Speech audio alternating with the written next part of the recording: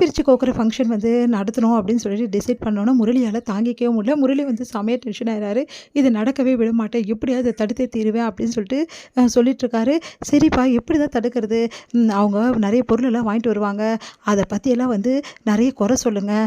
அவங்க பொருள்லாம் நல்லா இல்லன்னு சொல்லிட்டு பிரச்சனை பண்ணுங்க. நீங்க தான் வந்து பிரச்சனை பண்ணணும் அத்தை அப்படின்னு சொன்னோனே, சரி ஓகே நான் ஏதாவது ஒண்ணு பண்ண பார்க்குறேன் அப்படின்னு சொல்லிட்டு சுந்தரி சொல்லிட்டுருக்காங்க. அடுத்து வந்து சுந்தரி வந்து வேணும்னே வந்து எல்லாருமே வெறுப்பேத்தி விட ட்ரெஸ்லாம் நல்லாவே இல்ல. நீங்க எடுத்துட்டு வந்த மோதிரம்னா இவ்ளூண்டா இருக்கு. இப்படியா வந்து எடுத்துட்டு வருவாங்க. ஒரு சம்மந்தி வீட்டுக்கு இப்படி எடுத்துட்டு வருவாங்க எல்லா பொருளும் அப்படின்னு சொல்லிட்டு ரொம்ப மோசமா வந்து அபி கிட்ட பேசிட்டு இருக்காங்க. இதெல்லாம் பார்க்குற ராகு வந்து டென்ஷன் ஆகி, இங்க பாருங்க அவங்க வந்து எந்த பொருள் எடுத்துட்டு வந்தாலும் அத பத்தி பிரச்சனையே கிடையாது. அவங்களால முடிஞ்சத அவங்க செய்றாங்க. இதுக்கெல்லாம் வந்து பிரச்சனை பண்ணாதீங்க சித்தி அப்படின்னு சொல்லிட்டு அவங்க சித்தியே வந்து கண்டிக்கிறாங்க. அதனால என்ன பண்றதுன்னு தெரியாம சுந்தரி தவிக்கிறாங்க. நானும் எவ்வளோ பிரச்சனை பண்ணி பார்த்துட்டேன். அவங்க அசர்ற மாதிரியே இல்லையே. இப்ப எப்படி இத நிறுத்துறது அப்படின்னு சொல்லிட்டு செமையா டென்ஷன் ஆயிடுறாங்க. முரளி கிட்ட முரளி வந்து வேற வழியே கிடையாது. இவங்கள நம்பினா வேலைக்கு ஆவாது. என் கண்ணு முன்னாடியே வந்து அவன் அபி கழுத்துல தாலி கட்டுவானா? அத நான் பார்க்கணுமா? அத நான் பார்க்கவே மாட்டேன் அப்படின்னு சொல்லிட்டு அப்படியே பார்த்துட்டே இருக்காரு.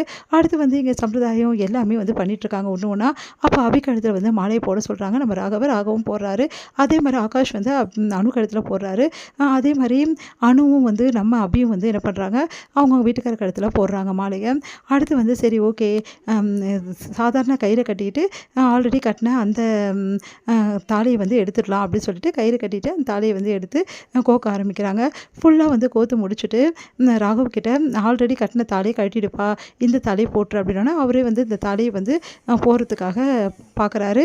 இங்கே வந்து என்ன பண்ணுறாரு, ஆகாஷ் வந்து அணு கழுத்தில் கரெக்டாக வந்து பழைய தாலியை எடுத்துகிட்டு புது தாலியை வந்து அந்த செயினை வந்து கோத்ததை போட்டுடுறாரு. அடுத்து வந்து ராகவ் வந்து போட சொல்கிறாங்க. ராகவ் வந்து அந்த தாலியை வந்து கோத்த தாலியை எடுக்கிறாரு. எடுத்து வந்து போடுறதுக்காக எடுத்து வந்து அபி கழுத்தில் போடுறதுக்காக போகிறாரு. கரெக்டாக வந்து முரளி என்ன பண்ணுறாரு, அவருக்கு வந்து இந்த மாதிரி ஃபிக்ஸ் பண்ண மாதிரி வந்து ஆக்ட் பண்ணுறாரு. அப்படியே விழுந்து வந்து பயங்கரமாக வந்து அப்படியே ஆக்ட் பண்ணிட்டு இருக்காரு. ஐயோ அவருக்கு என்ன ஆச்சுன்னு தெரியலையே சொல்லிட்டு பதறி போகிறாங்கன்னு சொல்லி எல்லாருமே பதறி போகிறாங்க. இவருக்கு என்ன ஆச்சு அப்படின்னு சொல்லிட்டு உடனே யோசனை பண்ணுறாரு நம்ம ராகவ். அங்கே இருக்க வந்து ஒரு இரும்பு வந்து பெரிய வந்து திங்ஸை வந்து எடுக்கிறாரு. எடுத்து என்ன பண்ணுறாரு, அப்படியே வந்து அவர் வந்து வந்து தாக்கிறதுக்காக போகிறாரு. கரெக்டாக அந்த டைமில் ஐயோ இவன் ஏதாவது பண்ணிடுவான் போல் இருக்குது நம்மள அப்படின்னு சொல்லிட்டு உடனே வந்து எழுந்து உட்காந்துடுறாரு. எனக்கு ஒன்றும் இல்லை சரியாயிடுச்சுன்றாரு. உடனே பார்த்துட்டு ஏன்பா இப்படி ராகவ் இப்படிலாம் பண்ண, இந்நேரம் எதுவும் ஒன்று ஆயிடுச்சுன்னா என்ன பண்ணுறது, அவர் எப்படி பயந்துடாப்பாரு, இப்போ சரியாயிடுச்சுல மாமாவுக்கு, அதுக்காக தான் இப்படிலாம் பண்ணேன், ஒரு அதிர்ச்சி வைத்தியம் கொடுத்தா தான் இதெல்லாம் சரியாகும்னு சொல்லியிருக்காங்க, அதை தான் மாமாவுக்கு நான் பண்ணேன், இப்போ பாருங்கள் மாமா எப்படி நல்லா ஆயிட்டாருன்னு சொல்லிட்டு அப்படின்னோடனே எல்லாருமே அதிர்ச்சியாக அப்படியே பார்க்குறாங்க.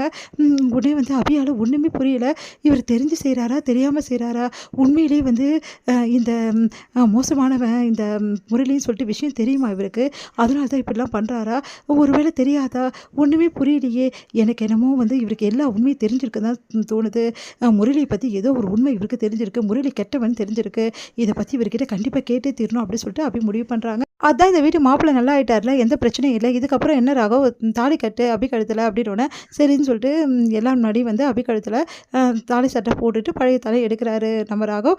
அதையெல்லாம் பார்த்து வந்து செம்மையாக டென்ஷன் ஆகிடுது.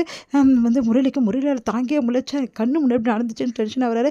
என்னம்மா இப்படி உடம்பு இப்போ நல்லா தானே இருக்குது உங்களுக்கு அப்படின்னா, நல்லா இருக்குது எந்த பிரச்சனையும் இல்லை அப்படின்னு சொல்லிட்டு சொல்கிறாரு முரளி. பார்த்து அப்படியே டென்ஷன் ஆகிறாரு. இங்கே வந்து எல்லாருக்கிட்டையும் ஆசீர்வாதம் வாங்க வராங்க. அப்போ முரளிக்கிட்டையும் வந்து நம்ம அஞ்சலிக்கிட்டையும் ஆசீர்வாதம் வாங்கணும்னு சொல்லிட்டு சொல்கிறாங்க. அதை பார்த்து முரளி அதிர்ச்சி அடைகிறாரு. என்னது என்கிட்ட ஆசீர்வாதம் வாங்கணுமா, ஐயோ எப்படி முடியும் அப்படின்னு சொல்லிட்டு டென்ஷன் ஆகிறாரு.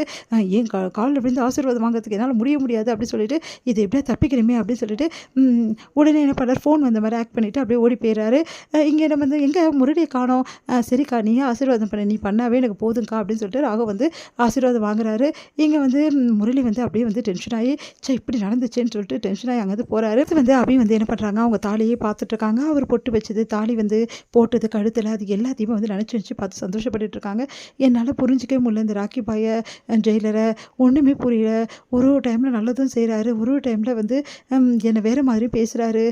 இப்போ எதுக்கு இந்த தாலி என் கழுத்தில் கட்டினாரு, ரொம்ப நாள் நம்ம என் கூட வாழ்கிற மாதிரி எல்லார் முன்னாடியும் வந்து நடந்துக்கிறாரு, ஆனால் வந்து என்கிட்ட வந்து இன்னும் கொஞ்ச நாள் நம்ம பிரிய போகிறோன்றாரு, இதில் எது நிஜம், ஏன் ராக்கி பாய் என்னை வந்து தொல்லை பண்ணுறீங்க அப்படின்னு சொல்லிட்டு டென்ஷன் ஆகுறாங்க. இதன்